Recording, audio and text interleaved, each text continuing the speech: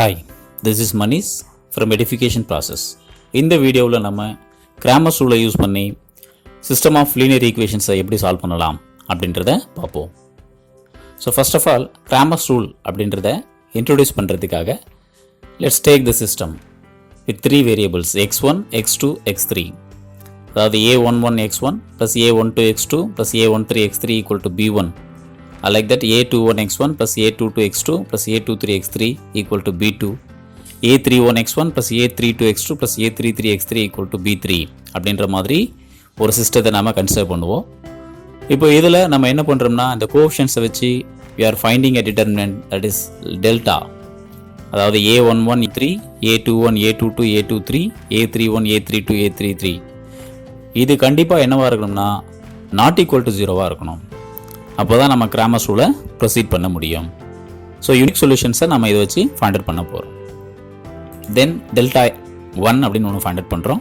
இந்த டெல்டா 1 அப்படின்னும் பொழுது என்ன பண்ணுறோம்னா டெல்டாவில் இருக்கக்கூடிய ஃபஸ்ட்டு காலமை ரிமூவ் பண்ணிவிட்டு அதுக்கு பதிலாக இந்த ரைட் சைடில் இருக்கக்கூடிய இந்த கான்ஸ்டன்ட் வேல்யூஸை நம்ம புட்டப் பண்ணுறோம்.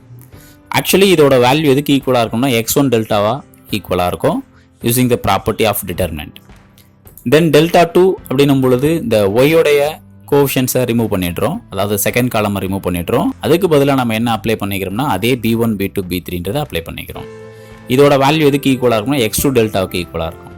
Like that delta 3. இப்போ நம்ம இந்த இடத்துல டெல்டா 1 ஈக்குவல் டு x1 டெல்டான்னு வர்றதுனால x1 ஈக்குவல் டு என்ன கிடைக்கும்னா டெல்டா 1 பை டெல்டான்னு கிடைக்கும். அதே மாதிரி இதிலிருந்து x2 equal to delta 2 by டெல்டான்னு கிடைக்கும். இதிலிருந்து x3 equal to delta 3 by டெல்டான்னு கிடைக்கும். இதுதான் Cramer ரூல், வேற ஒன்றும் பெருசாக இல்லை.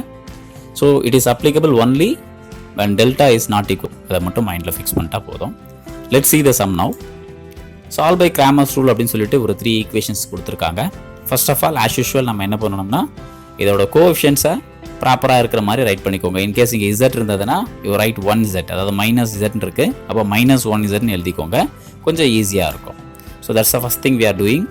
3x plus 3y minus 1z equal to 11, 2x minus 1y plus 2z equal to 9, 4x plus 3y plus 2z equal to 25 அப்படின்ற மாதிரி ரைட் பண்ணியிருக்கோம். நவ் இப்போ நம்ம என்ன செய்ய போகிறோம்னா அந்த கோஎஃபிஷியன்ட்ஸை மட்டும் வச்சு புதுசாக ஒரு டிட்டர்மினன்ட் ஃபைண்ட் அவுட் பண்ண போகிறோம். That is nothing but delta, வேறு ஒன்றும் பெருசாக கிடையாது. ஸோ இங்கே அந்த மாதிரி செய்யும்போது வில் ஹாவ் லைக் திஸ் 3 3 -1 2 -1 2 4 3 2. இதை நம்ம டெல்டா அப்படின்னு நேம் பண்ணுறோம். தென் டெல்டா எக்ஸ், அங்கே டெல்டா 1 எழுதியிருந்தோம் ரூல்ஸில், இங்கே நம்ம delta X delta Y delta Z எழுதிட்டோம்னா கொஞ்சம் கன்வீனியண்ட்டாக இருக்கும். ஸோ டெல்டா எக்ஸ் அப்படின்னும் போது இந்த டெல்டாவை அப்படியே ரிப்பீட் பண்ணுறோம் எக்ஸப்ட் த ஃபர்ஸ்ட் காலம். இந்த ஃபர்ஸ்ட் காலம் மட்டும் நம்ம ரிமூவ் பண்ணிடுறோம். ஓகேங்களா? இன்ஸ்டெட் ஆஃப் தட் நம்ம என்ன செய்ய போகிறோம்னா இந்த ஈக்குவேஷன்ஸில் இருக்கக்கூடிய கான்ஸ்டன்ட் டேர்ம்ஸை கொண்டு வந்து அந்த காலமை புட்டப் பண்ணிக்கிறோம். அதாவது இங்கே இருக்க கான்ஸ்டன்ட் டேர்ம்ஸ் என்ன இருக்குது 11 9 25ங்களா, அதை இங்கே ரைட் பண்ணிக்கிறோம். லைக் த டெல்டா ஒய் அப்படின்ற டிட்டர்மினன்ட் வேல்யூ பார்க்கும்போது செகண்ட் காலம் மட்டும் ரிமூவ் பண்ணிக்கிறோம். டெல்டாவில் இருக்கக்கூடிய ஃபர்ஸ்ட் காலமும் அண்ட் லாஸ்ட் காலமும் ஆஸ் இட் இஸ் எழுதிக்கிறீங்க. பட் இந்த செகண்ட் காலம் மட்டும் ரிமூவ் பண்ணிடுறோம். அந்த செகண்ட் காலமுக்கு பதிலாக ஒன்ஸ் அகைன் இதே 11 9 25 நம்ம இங்கே எழுதிக்கிறோம். And delta Z also like this. அதாவது டெல்டா இசட்னும் போது first 2 columns as it is எழுதிக்கிறோங்க.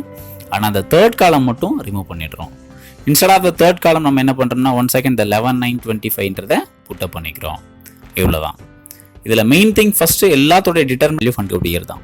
இதை எப்படி ஃபண்ட் அவுட் பண்ணுறதுன்றது நம்ம ப்ரீவியஸ் வீடியோஸில் போட்டிருக்கோம். இங்கே லிங்க் ஷேர் பண்ணுறேன், ஜஸ்ட் அதை கிளிக் பண்ணி பாருங்கள் இன்கேஸ் யாராவது பார்க்காதவங்க வந்திருந்தீங்கன்னா. தென் இப்போ நம்ம என்ன செய்யணும்னா ஃபர்ஸ்ட் ஆஃப் ஆல் இந்த டெல்டாவோடைய டிட்டர்மினன்ட் வேல்யூ ஃபண்ட் அவுட் பண்ண போகிறோம். ஸோ டெல்டாவோட டிட்டர்மினன்ட் வேல்யூ எப்படி ஃபண்ட் அவுட் பண்ணலாம்னு தெரியும் இல்லைங்களா? ஃபர்ஸ்ட் ரோ வழியாக நம்ம எக்ஸ்பேண்ட் பண்ணலாம்.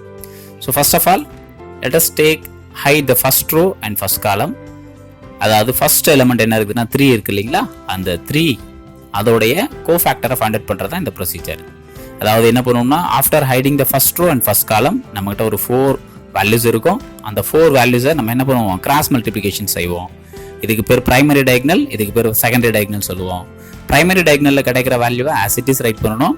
செகண்டரி டயக்னலில் ஆப்போசிட்டாக எழுதணுன்றதை மட்டும் மைண்டில் ஃபிக்ஸ் பண்ணிட்டீங்கன்னா போதுமானது. இப்போ -1 × 2 என்ன கிடைக்கும்னா -2, 3 × 2 6, பட் என்ன 6 போடுறோம் -6 போடுறோம்.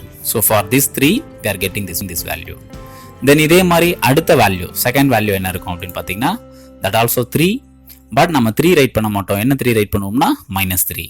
இங்கேயும் அதே மாதிரி first row second column hide பண்ண பிறகு 4 டேர்ம்ஸ் இருக்கு இல்லைங்களா, அதை கிராஸ் மல்டிப்ளை பண்ணுறோம். 2 2s are 4, 4 2s are 8, but என்ன 8 போடணும் -8. தென் அதே மாதிரி தேர்ட் டேர்ம் அது என்னன்னா -1 இருக்குது, இதை ஆஸ் இட் இஸ் எழுதிக்கலாம். அப்போ -1, அதே போல் 2 3s are 6, -4 கிடைக்குது, என்ன 4 நம்ம எழுதிக்கலாம்னா +4. இதுக்கப்புறம் ஒரு பெரிய வேலை இல்லை, நம்ம இது எல்லாத்தையும் சிம்பிளிஃபை பண்ண போகிறோம். அதாவது -2 -6 சேம் சிம்பிளாக இருக்குது, so we must add. But as இங்கே பார்த்தீங்கன்னு வச்சுக்கோங்க 4 -8 இருக்குது, அப்போ ஆப்போனண்ட்டாக இருக்கிறதுனால நம்ம என்ன பண்ணணும், சப்ட்ராக்ட் பண்ணணும். 8ல் 4 போச்சுன்னா 4, கிரேட்டர் நம்பரோட சிம்பிள் மைனஸ், இதெல்லாம் நம்ம வழக்கமாக செய்கிறது தான். ஸோ அப்படி செய்யும் போது 3 × -8 -3 × -4 -1 × 10 கிடைக்கும். தென் அதை மல்டிப்ளை பண்ணுறீங்க. 3 × -8 -24, -× +, 3 4s are 12, -1 × 10 -10. அப்புறம் எங்கவும் குரூப் பண்ணுறீங்க. அதாவது பாசிட்டிவ் வேல்யூஸ் நெகட்டிவ் வேல்யூஸ். இப்போ பாசிட்டிவ் வேல்யூஸ்னு பார்த்தா ஜஸ்ட் 12 மட்டும் தான் இருக்குது. நெகட்டிவ் வேல்யூஸ்னு பார்க்கும்போது -24 -10 இருக்குது. இதை ரெண்டுத்தையும் ஆட் பண்ணிங்கன்னா -34 கிடைக்கும். அப்புறம் சப்ட்ராக்ட் பண்ணிக்கலாம். கிரேட்டர் நம்பரோட சிம்பிள் மைனஸ், 34ல் 12 போச்சுன்னா 22, which is not equal to 0. That is very important for applying the Cramer's rule. So இப்போ நம்ம டெல்டா எப்படி ஃபைண்ட் அவுட் பண்ணமோ இதே ப்ரொசீஜரை ஃபாலோ பண்ணி we have to find delta X, delta Y, delta z. ஸோ இது எல்லாமே உங்களுக்கு கிளியராக தெரியுன்ற கான்ஃபிடென்ட்ல I will write the answer directly. So delta x ஓட வேல்யூ நம்ம find out பண்ணோம்னா we'll get -44, and delta y ஓட வேல்யூ find out பண்ணோம்னா we'll get -66. இதே மாதிரி delta z வந்து எக்ஸ்பேண்ட் பண்ணீங்கன்னா you will get the value -88. Please check பண்ணி பாருங்க, வீடியோவை பாஸ் பண்ணி வச்சுட்டு உங்களால் முடியும். Then we can apply the Cramer's rule. அந்த ரூல் படி என்னன்னா x equal to delta x by delta. So delta x ஓட வேல்யூ -40 -22, ஸோ ஆன்சர் 2 கிடைச்சிருது. இதே மாதிரி y ஓட வேல்யூனா delta y by delta -66 by -22 cancel பண்ணீங்கன்னா 3. Then z equal to delta z by delta -88 by -22, again 4 என்ற answer கிடைக்குது. So that much simple the Cramer's rule. ஒன்றுமே பெருசாக கிடையாது. Just we know how to find the determinant value of a matrix. இது தெரிஞ்சதுன்னா இதை ஈஸியாக சால்வ் பண்ணிடலாம்.